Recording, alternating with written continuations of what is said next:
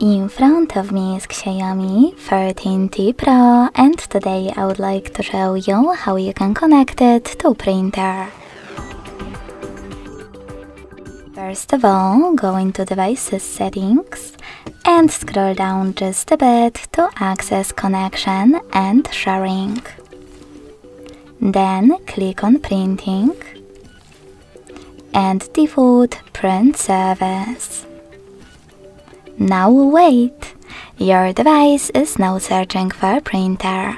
When it finds one, it will connect to it right away. If you wish to use different service, disable this one first thanks to blue switcher. Go back, click on Add Service and download the best one for you. In my case, HP1. When your new service is ready, go back. Lastly, just click on it and wait as well.